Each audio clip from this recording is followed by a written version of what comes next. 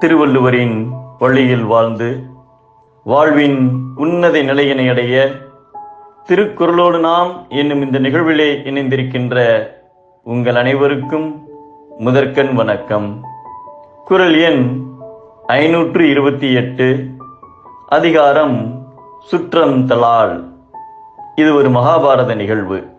ஒரு முறை துரியோதனின் மாளிகையில் அவர் மனைவி பானுமதியுடன் கர்ணன் சொக்கட்டான் ஆடிக்கொண்டிருந்தார். கர்ணன் மாளிகையின் உட்பக்கம் பார்த்தபடி அமர்ந்திருந்தார். பானுமதி வாயிலை பார்த்தபடி அமர்ந்திருந்தார். விளையாட்டில் பானுமதி தோல்வி முகத்தில் இருந்தார். அந்த நேரம் வெளியில் சென்றிருந்த துரியோதனன் வீடு திரும்பி வந்தார். கணவன் வருவதை பார்த்த பானுமதி மரியாதைக்காக எழுந்தார். தனக்கு பின்பக்கம் துரியோதனன் வந்ததால் அது கர்ணனுக்கு தெரியவில்லை.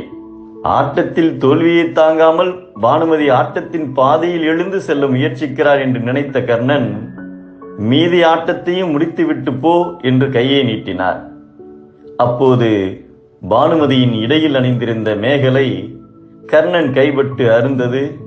முத்துக்கள் சிதறின. இதை பார்த்த துரியோதனன் பதைக்கவில்லை. கர்ணா, சிந்திய மணிகளை எடுக்கவா இல்லை மாலையாக கோர்க்கவா என்று கேட்டார். கர்ணன் வியந்து போனார். கர்ணனின் நட்பின் மீதும் மனைவியின் கற்பின் மீதும் அவ்வளவு நம்பிக்கை வைத்திருந்தார் துரியோதனன். அதனால்தான் எந்த நிலையிலும் துரியோதனன்தான் என் வாழ்க்கை என்று இறுதி வரை உறுதியுடன் இருந்தார் கர்ணன்.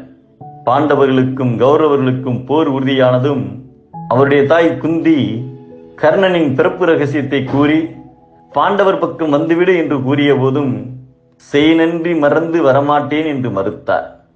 இறுதி வரை துரியோதனிடம் இருந்து அவருக்காக தன் உயிரையே கொடுத்தார்.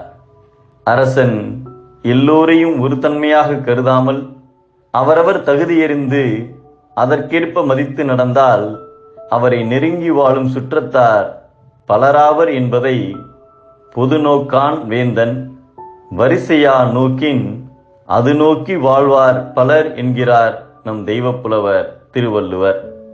தகுதி அறியாத சுற்றம் வருத்தம், தகுதி அறிந்த சுற்றம் மகிழ்ச்சி.